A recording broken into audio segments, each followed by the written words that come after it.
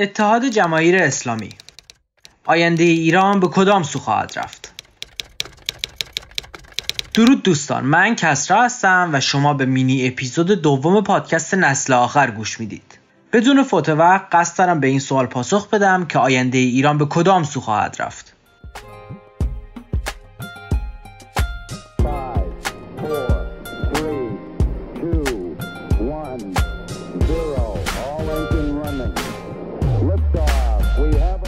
با کمی تحقیق میشه متوجه شد که سیستم جمهوری اسلامی کاملا مشابه با جماهیر شوروی سابقه.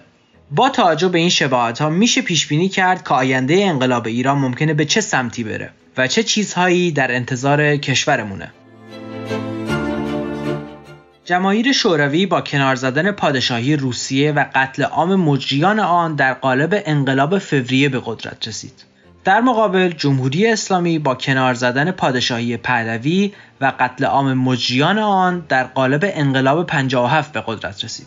جماهیر شوروی با کنار زدن شرکای انقلابی خودش همچون جنبش‌های جمهوری خواه تحت حمایت الکساندر کرنسکی تبدیل به قدرت مرکزی شد و در مقابل جمهوری اسلامی با کنار زدن شرکای انقلابی خودش مثل مجاهدین، فداییان خلق، حزب توده و دیگر گروه‌های چپگرا تبدیل به قدرت مرکزی شد.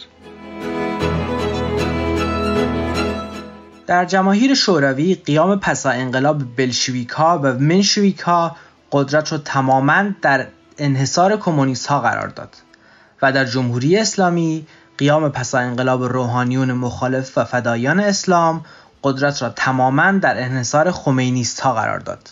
جماهیر شوروی بر اساس ایدئولوژی کمونیستی و لنینیسم پایه‌ریزی شده و رژیم جمهوری اسلامی بر اساس ایدئولوژی شیعه‌گری و خمینیسم پایه‌ریزی شد.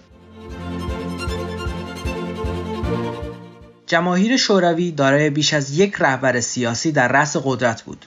رژیم جمهوری اسلامی نیز دارای بیش از یک رهبر سیاسی در رأس قدرت است.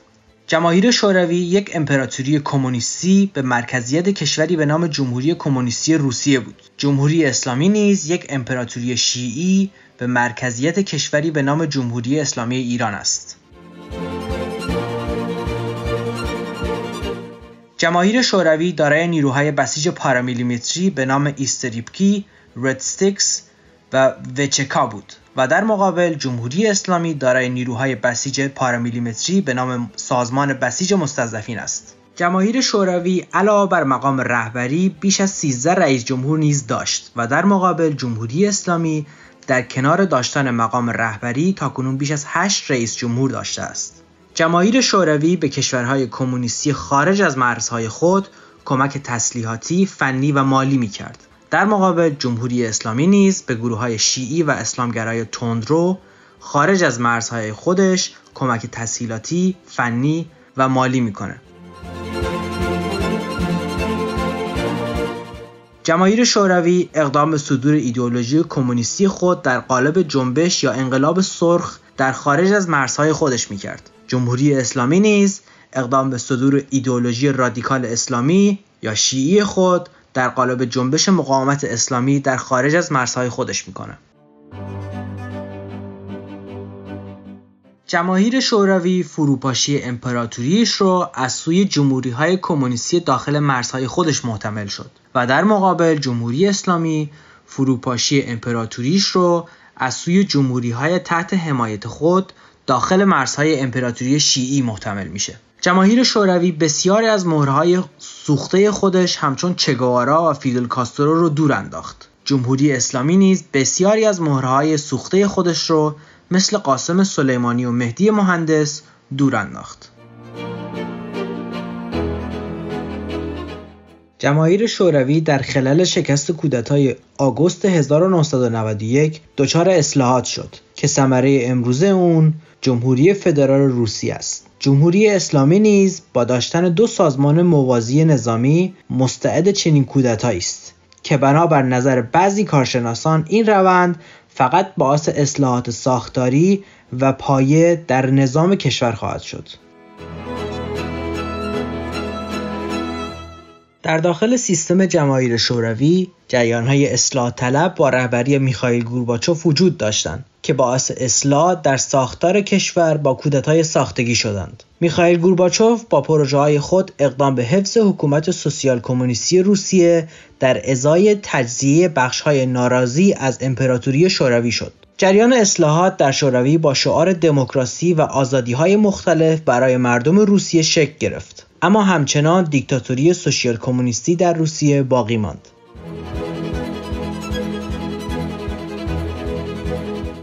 جریان اصلاحات در ایران با شعار دموکراسی، زن زندگی آزادی و آزادی‌های مختلف برای مردم ایران در حال شکل‌گیری است. اما ایدئولوژی رهبران اصلاح طلب این جنبش با دیدگاه‌های دیکتاتوری جمهوری اسلامی هیچ مغایرتی ندارد. اپوزیسیون جماهیر شوروی گروه‌هایی همچون دموکراتیک یونیون، جریان سیاسی با نام پرو ولادیمیر پوتین لیبرال پروژکت، حزب اصلاح طلب LDPSU با ایدئولوژی لیبرالیسم بودند که بعد از فروپاشی جماهیر شوروی از سایه اصلاحات خارج و دیکتاتوری روسیه را در قالب فدرالیسم بنا کردند. همکنون چنین جریانات اصلاح طلبانه یا جنبش‌های چپگرای بظاهر برانداز رو در خلال انقلاب ملی شاهد هستیم. افرادی که در پوشش دموکراسی، لیبرالیسم و آزادی برای ایرانیان در خارج از کشور خود را برای نجات رژیم جمهوری اسلامی در قالب اصلاحات آماده می‌کنند. جماهیر شوروی حدود 70 سال حکومت کرد و وقتی مردمش از انقلاب خسته و ناامید شدند، به اصلاحات خوش آب و رنگ با شعارهای دموکراتیک و آزادی بخشانه تن دادند.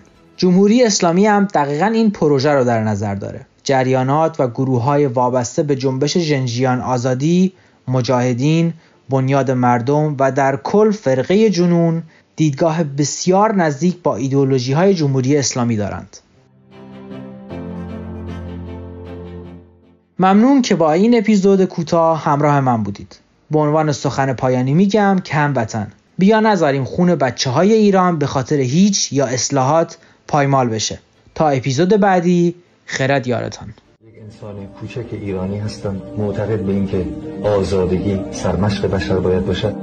من از بین نمیرم چون من کسی نیستم که از بین برم. ایده ما هست. غافل نباشید که انسان زنده یک روز موفق میشه. ما بالاخره موفق میشیم. 4 ماه دیگه، 5 ماه دیگه، 1 سال دیگه ما به ایران برمیگردیم و ایران وطن من و شماست، نه وطن اینا که سر کار هستن. و ما میگوییم به خاطر وطنمون میستیم و مبارزه میکنیم و از 4 تا حزب اللهی عبده هم نمیترسم. میخوان بزنیم بیاید. بفرمایید. مردان ایرانی و زنان ایرانی، هیچ کشوری در دنیا آزاد نشده مگر مردم اون کشور قیام کرده باشند و خواسته باشند قیام اخلاقی بکنید. بلند شید مردم، نشینید و نبینید که تاریخ کشورتون رو به دست احمق‌ها